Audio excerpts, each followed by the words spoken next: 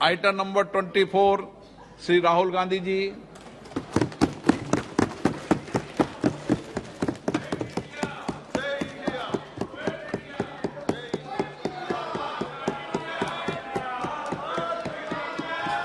जोड़ो जोड़ो जोड़ो जोड़ो भारत जोड़ो जोड़ो जोड़ो भारत जोड़ो। स्पीकर सर, सबसे पहले मैं आपका धन्यवाद करना चाहता हूं कि आपने मुझे लोकसभा में रीइंस्टेट किया।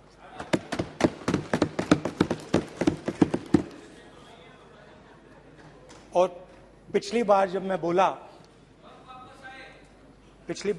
बोला तो शायद मैंने आपको थोड़ा कष्ट भी पहुंचाया, क्योंकि मैंने इतनी जोरों से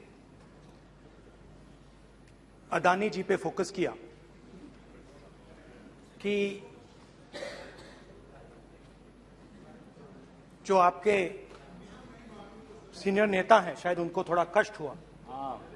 तो वो जो उनको कष्ट हुआ, छोड़िए। हमेशा अडानी पे अभी भी कष्ट हो रहा है। वो जो कष्ट विषय हुआ, पे आइए, अभी भी कष्ट हो रहा है। विषय पे आइए, विषय पे। अभी भी कष्ट हो रहा है। अभी भी कष्ट हो रहा है। ये देखिए, ये सारे नहीं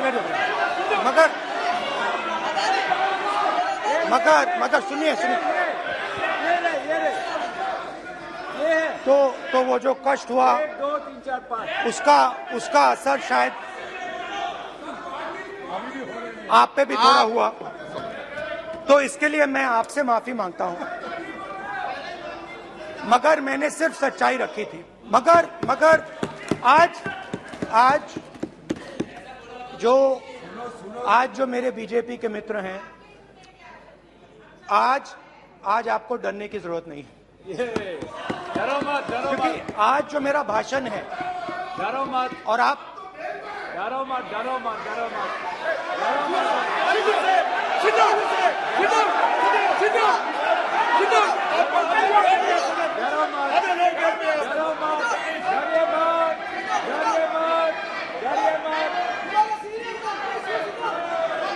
स्पीकर सर, अरे बैठो ब्रदर।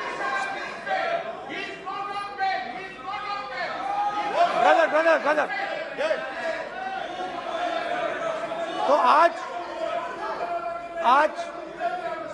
आज कोई घबराने की जरूरत नहीं है। आज मैं अपना भाषण, मेन जो भाषण है वो अदानी जी पे नहीं बोलने जा रहा हूं। आप छोड़िए। तो आप रिलैक्स कर सकते हैं, आप शांत रह सकते हैं, क्योंकि मेरा भाषण आज दूसरी डायरेक्शन में जा रहा है।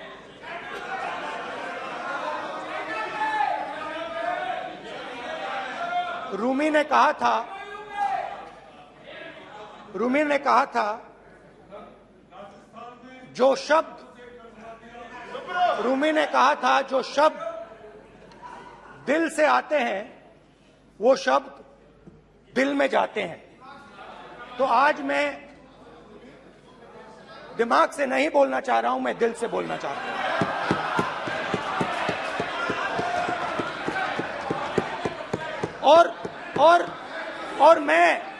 और मैं आज आप लोगों पर इतना आक्रमण नहीं करूंगा। मतलब एक दो गोले जरूर मारूंगा, मगर इतना नहीं मारूंगा। तो आप रिलैक्स कर सकते हैं। डरिए मत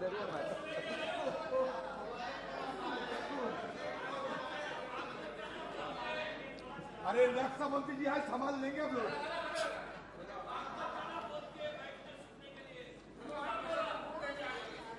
पिछले साल 130 दिन के लिए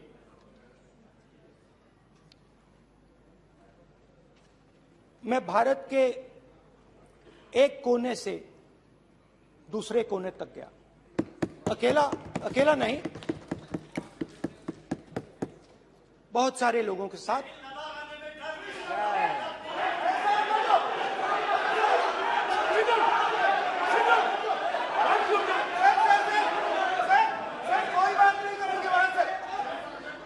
सर ये हमारा टाइम खत्म करने का साजिश है इनका। प्रधानमंत्री बोलेंगे ऐसे ही हो गया सर। सारे समाज निकल गए सर, जबरदस्ती समुद्र अधीर अधीर अधीर समुद्र के तट से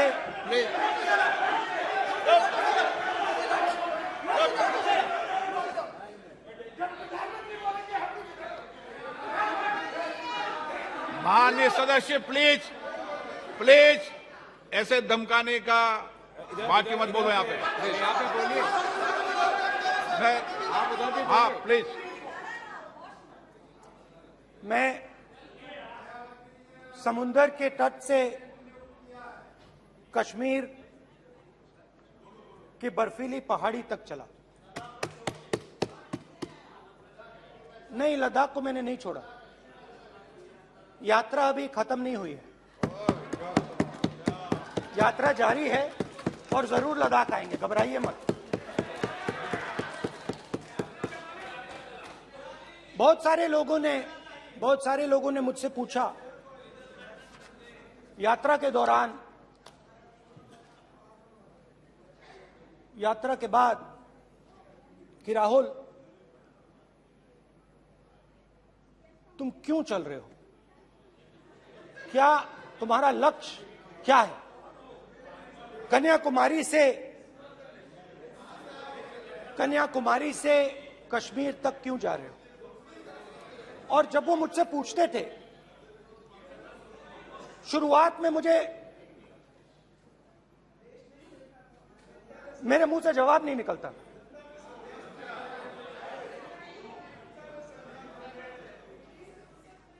शायद मुझे ही नहीं मालूम था कि मैंने ये यात्रा क्यों शुरू की। जब मैं कन्याकुमारी से शुरू हुआ, मैं सोच रहा था मैं हिंदुस्तान को देखना चाहता हूं, समझना चाहता हूं, लोगों के बीच में जाना चाहता हूं, मगर गहराई से मुझे मालूम नहीं था।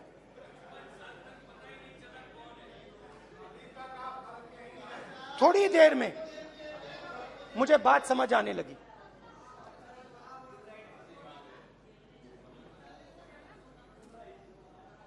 जिस चीज से मुझे प्यार था, जिस चीज के लिए मैं मरने को तैयार हूं, जिस चीज के लिए मैं मोदी जी की जेलों में जाने को तैयार हूं, जिस चीज के लिए मैंने 10 साल हर रोज गाली खाई, उस चीज को मैं समझना चाहता था। ये है क्या जिसने मेरे दिल को इतनी। भाई आप रनिंग कमेंट्री बंद करो, नहीं तो हम भी चालू करेंगे। सुनने का अपना धैर्य रखो। जिस चीज ने मेरे दिल को इतनी मजबूती से पकड़ रखा था, उसको मैं समझना चाहता। शुरुआत में जैसे मैंने शुरू किया, सालों से मैं हर रोज 8-10 किलोमीटर दौड़ता हूं, तो मेरे दिमाग में था कि अगर मैं 10 किलोमीटर दौड़ सकता हूं तो 25 किलोमीटर चलने का क्या मतलब, कोई बड़ी बात नहीं। ये मैंने सोचा था। आज मैं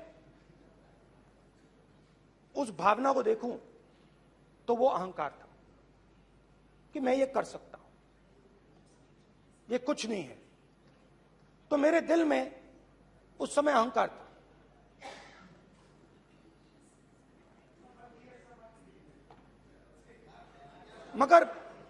मगर भारत अहंकार को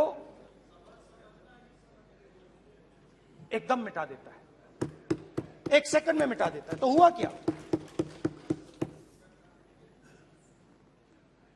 2-3 दिन में मेरे घुटने में दर्द शुरू हो गया। पुरानी इंजरी थी और जबरदस्त दर्द। हर रोज मैं उठूं और मेरे घुटने में दर्द, हर कदम में दर्द। तो पहले 2-3 दिनों में जो अहंकार था, जो मतलब भेड़िया जो निकला था, वो चींटी बन गई एकदम। जो हिंदुस्तान को अहंकार से देखने निकला था, वो पूरा का पूरा अहंकार गायब हो गया। और रोज मैं डर डर के चलूं कि क्या मैं कल चल पाऊंगा। ये मेरे दिल में डर था। और जब भी ये डर बढ़ता था, कहीं ना कहीं से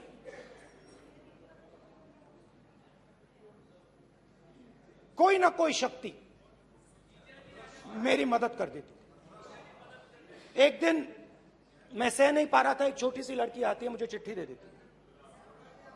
मैंने चिट्ठी खोली, 8 साल की थी, उसमें लिखा था, Rahul, I am walking with you, don't worry. उसने मेरे पैर में चोट देखी और उसने अपनी शक्ति मुझे दे दी। सिर्फ उसने नहीं, लाखों लोग ने। और शुरुआत में जब मैं चल रहा था, कोई किसान आता था, मैं एकदम पहले उसको अपनी बात बताता था कि आपको ये करना चाहिए, आपको इस प्रकार से काम करना चाहिए। मगर इतने लोग आए, हजारों लोग आए, कि थोड़ी देर में मैं बोल नहीं पाया। जो मेरे दिल में बोलने का डिजायर था, वो बंद हो गया। बोल ही नहीं पाया, क्योंकि इतने लोगों से बोलना था। और एक सन्नाटा सा छा गया, भीड़ की आवाज थी, भारत जोड़ो, भारत जोड़ो, भारत जोड़ो। और जो मेरे से बात करता था, उसकी आवाज में सुनता गया।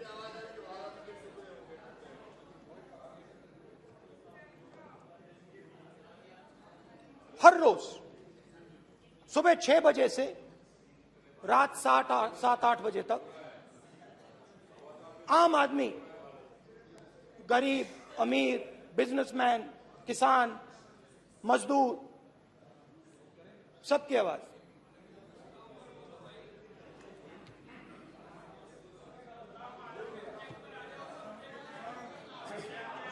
आ रहा हूं। आप कल से रुके, अब थोड़ा और रुक लो, 5-10 मिनट रुक जाओ। तो ये चलता गया, मैं बात सुनता गया। और फिर मेरे पास एक किसान आया, और किसान ने हाथ में रुई पकड़ी हुई थी, और उसने मुझे कहा, अध्यक्ष महोदय, उसने मुझे कहा, मेरी आंख में देखकर उसने मुझे अपना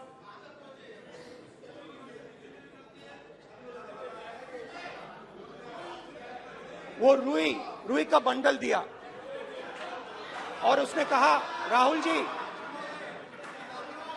यही बचा है मेरे खेत का, यही बचा है, और कुछ बचा नहीं है। मैंने उससे, जो मैं नॉर्मली सवाल पूछता था, भैया आपको बीमा का पैसा मिला, वो पूछा। बीमा का पैसा मिला वो पूछा, और किसान ने मेरा हाथ पकड़ा। किसान मुझे कहता है कि नहीं राहुल जी, मुझे बीमा का पैसा नहीं मिला, हिंदुस्तान के बड़े उद्योगपतियों ने वो मुझसे छीन लिया। मगर इस बार बड़ी अजीब सी चीज हुई। जब मैंने किसान को देखा और वो मुझसे बोल रहा था, तो जो उसके दिल में दर्द था वो मेरे दिल में आया। जो उसके आंखों में शर्म थी जब वो अपनी बीवी से बात करता था, वो शर्म मेरी आंखों में आई।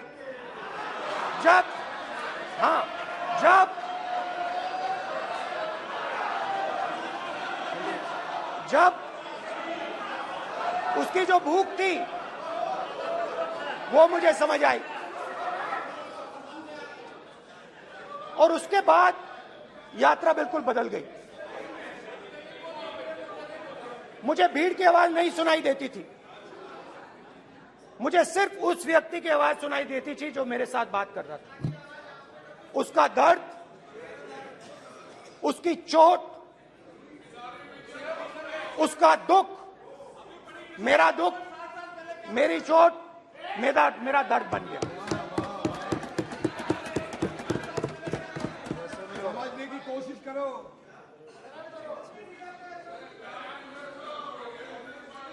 भाइयों और बहनों,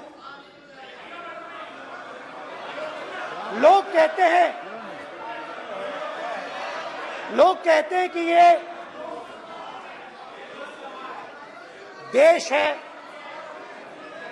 कोई कहता है ये अलग अलग भाषाएं हैं, कोई कहता है ये जमीन है, मिट्टी है, कोई कहता है ये धर्म है, ये सोना है, ये चांदी है।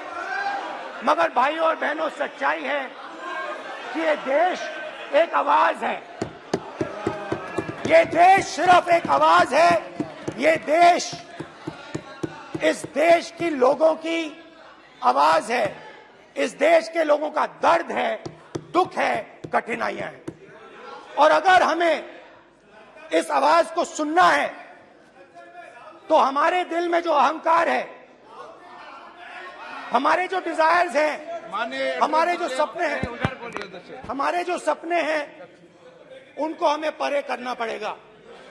जब हम अपने सपनों को परे करते हैं, तब हमें हिंदुस्तान की आवाज सुनाई देती है। तब तक हिंदुस्तान की आवाज हमें नहीं सुनाई देती। अब आप कहोगे ये बात मैंने नॉन कॉन्फिडेंस मोशन में क्यों रखी? इसका क्या मतलब है कि भारत एक आवाज है, भारत लोगों का दुख है, भारत लोगों का कष्ट है, मुश्किलें हैं। क्योंकि भाइयों और बहनों,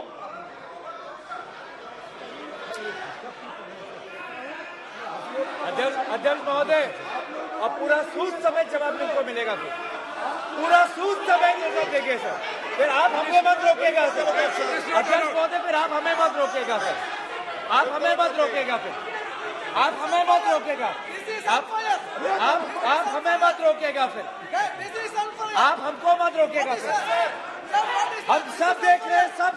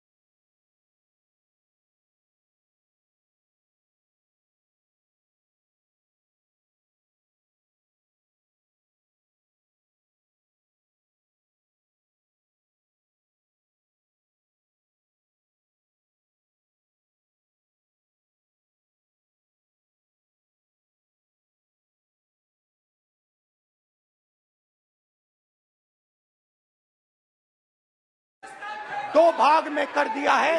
मणिपुर को आपने बांट दिया है, तोड़ दिया है। मैं मणिपुर में रिलीफ कैंप्स में गया। रिलीफ कैंप में आज जा रहा हूं।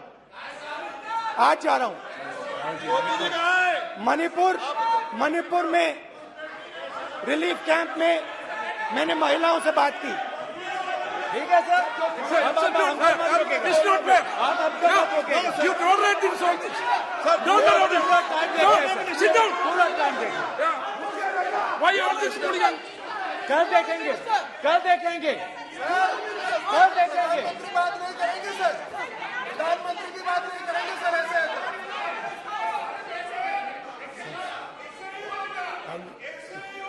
सूद समय मैं जवाब मणिपुर देने गया का। और मणिपुर के कैंप्स में मैंने महिलाओं से बात की, बच्चों से बात की,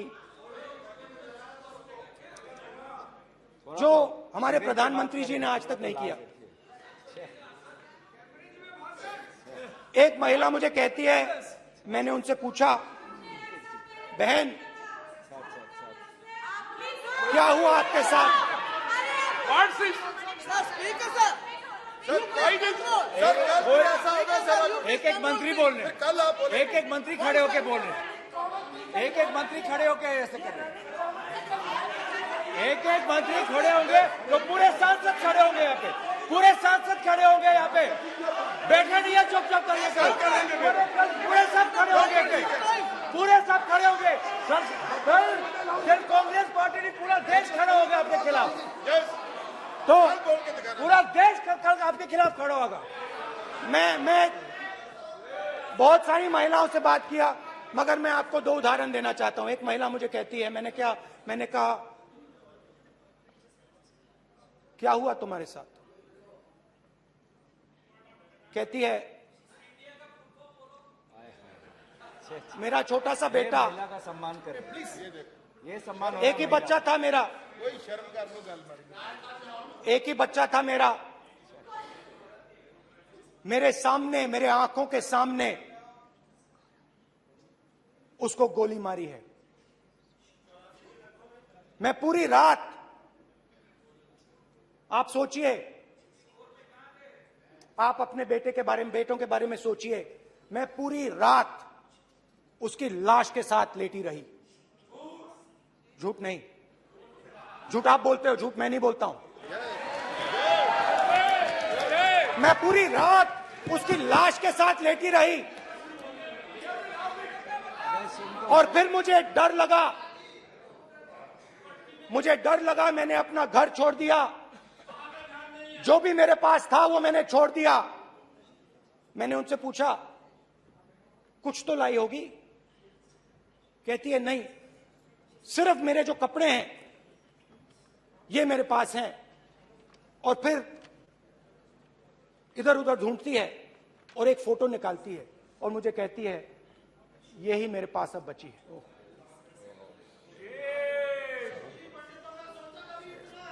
एक और उदाहरण, दूसरे कैंप में मैं, एक महिला मेरे सामने आती है, मैं उससे पूछता हूं, तुम्हारे साथ क्या हुआ? क्या हुआ तुम्हारे साथ? और जैसे ही मैंने ये सवाल पूछा,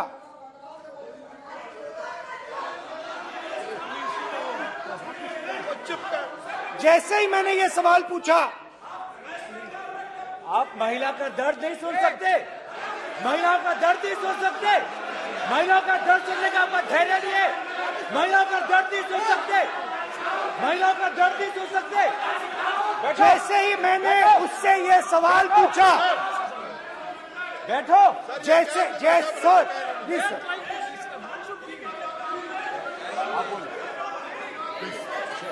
शर्म करिए। जैसे ही मैंने उससे सवाल पूछा, तुम्हारे साथ क्या हुआ, शर्म नहीं है तेरे को? वैसे ही 1 सेकंड में वो कांपने लगी उसने अपने दिमाग में वो दृश्य देखा और वो बेहोश हो गई, मेरे सामने कांपती हुई बेहोश हो गई। तो ये मैंने आपको सिर्फ 2 उदाहरण दिए हैं। स्पीकर सर, इन्होंने मणिपुर में हिंदुस्तान की हत्या की है, सिर्फ मणिपुर की नहीं, हिंदुस्तान की हत्या की है। इनकी राजनीति ने मणिपुर को नहीं, हिंदुस्तान को मणिपुर में मारा है। हिंदुस्तान को कत्ल किया है, हिंदुस्तान का मर्डर किया है मणिपुर में।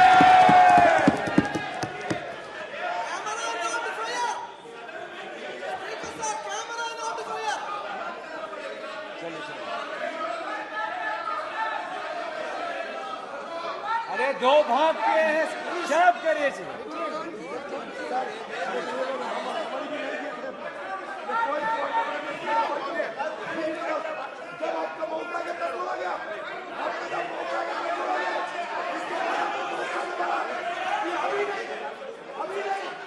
मैं माननीय सभी सदस्यों से कहूंगा शांति रखें, प्लीज प्लीज। मणिपुर, हाँ क्या बोल रहे हैं? अब बोलिए। एक अरे भाई क्या बात है? क्यों बात नहीं कर सकते? क्या बात करते हैं? इन्होंने राहुल गांधी ने आज सदन में पानी पी रहे हैं भाई। आप क्या बात करते? बैठो सर, सर ये राहुल गांधी ने आज जो बातें कही है इस सदन में बहुत ही गंभीर बात किया है। मैं उनसे एक सवाल पूछना चाहता हूँ। 7 दशक तक हजारों लोगों को नॉर्थ ईस्ट में किया हुए है, इसका जिम्मेदार कांग्रेस पार्टी है। राहुल गांधी को माफी मांगना चाहिए। राहुल गांधी का कांग्रेस पार्टी 7 साल से ज्यादा इस देश को शासन किया है। नॉर्थ ईस्ट को इन्होंने खत्म किया है। आज नॉर्थ ईस्ट में जितना मिलिटेंसी है ये कांग्रेस पार्टी ने पैदा किया है। क्या बात करते हैं? क्या बात करते हैं? आज नॉर्थ ईस्ट में सारा मिलिटेंट ग्रुप है, सारा कांग्रेस पार्टी की वजह से जन्म हुआ है। आप अपनी बात कहिए, गलत तरीका ये। नो, ऐसा सदन चलने वाला नहीं है। जो माननीय सदस्य टेबल पर आए उनके खिलाफ कार्रवाई होगी। प्लीज आज की हत्या आपने मणिपुर में की, इसका मतलब भारत माता की हत्या आपने मणिपुर में की।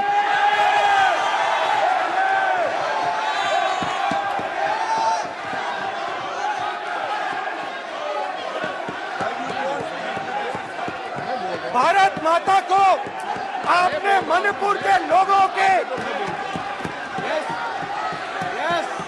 मारा, आपने मणिपुर के लोगों को मारकर भारत की हत्या की है। आप देश द्रोही हो, आप देशभक्त नहीं हो, आप देश प्रेमी नहीं हो, आप देश द्रोही हो। आपने देश की हत्या मणिपुर में की। प्लीज प्लीज एक मिनट, प्लीज प्लीज बैठिए, प्लीज प्लीज बैठिए। अब सवाल आप उठता बैठना है, चाहते नहीं बैठना चाहते? आप बैठना चाहते नहीं बैठना चाहते? इसीलिए आपके प्रधानमंत्री चाहते आप? मणिपुर में नहीं आप जा क्यों सकते बैठिए आप? हैं, क्योंकि उन्होंने प्लीज देश की हत्या की है। मणिपुर में हिंदुस्तान की हत्या की है, भारत माता की हत्या की है। मणिपुर में, मणिपुर के लोगों के दिल में। प्लीज एक मिनट बैठिए आप। एक तो मिनट सवाल बैठिए। उठता है, एक मिनट बैठिए, एक मिनट। आप भी विराजे, आप भी विराजे, आप भी विराजो, आप भी विराजो। आप बैठिए सही, नहीं बैठिए रहने दो आप। आप बैठिए, बैठिए आप, प्लीज बैठिए आप, प्लीज। आप बोल रहे हैं फिर। आप भारत माता के रखवाले नहीं एक हो, मिनट माननीय सर। आप भारत माता के हत्यारे हो। प्लीज माननीय सदस्य, प्लीज प्लीज माननीय सदस्य, please please please please please please देखिए माननीय सदस्यगण, प्लीज प्लीज माननीय सदस्यगण, भारत मां हमारी मां है, हमें सदन में बोलते समय संयम बरतना चाहिए। मेरा अपनी मां की हत्या की बात कर रहा हूं। मैं मणिपुर में अपनी मां की हत्या की बात कर रहा हूं। मैं आदर से बोल रहा हूं। आपने मेरी मां की हत्या की मणिपुर में। एक मेरी मां यहां बैठी है, दूसरी मां को आपने मणिपुर में मारा है।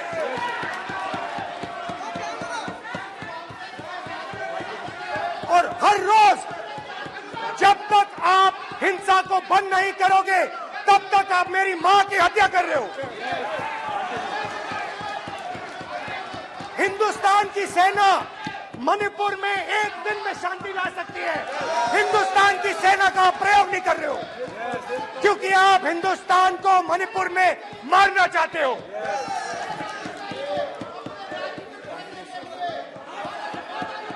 तो अगर नरेंद्र मोदी जी हिंदुस्तान की आवाज नहीं सुनते हैं, अगर हिंदुस्तान के दिल की आवाज नहीं सुनते हैं, तो किसकी आवाज सुनते हैं?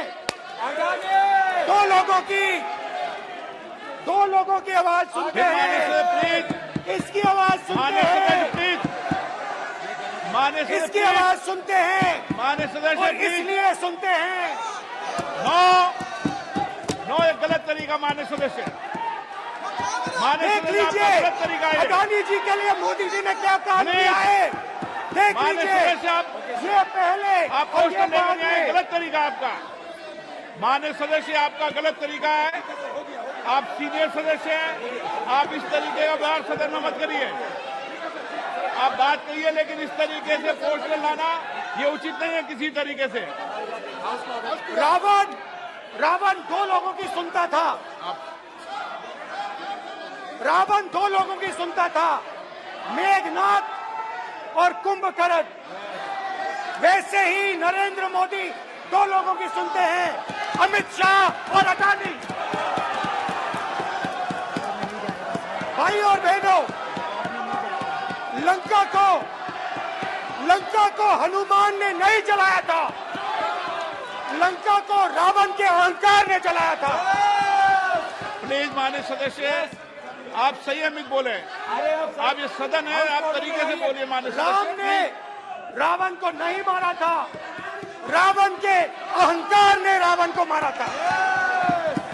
आप पूरे देश में केरोसिन फेंक रहे हो, पूरे देश में आप केरोसिन फेंक रहे हो। आपने मणिपुर में केरोसिन फेंकी और फिर चिंगारी लगा दी। अब आप हरियाणा में कर रहे हो, पूरे देश को आप जलाने में लगे हो।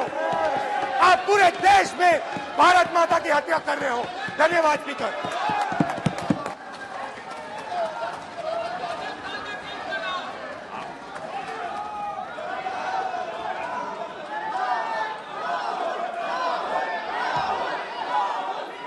आप सदन में किस तरीके का बोलना चाहते हैं? ये सदन है माननीय सदस्य, संसद है। प्लीज बैठिए, प्लीज बैठिए।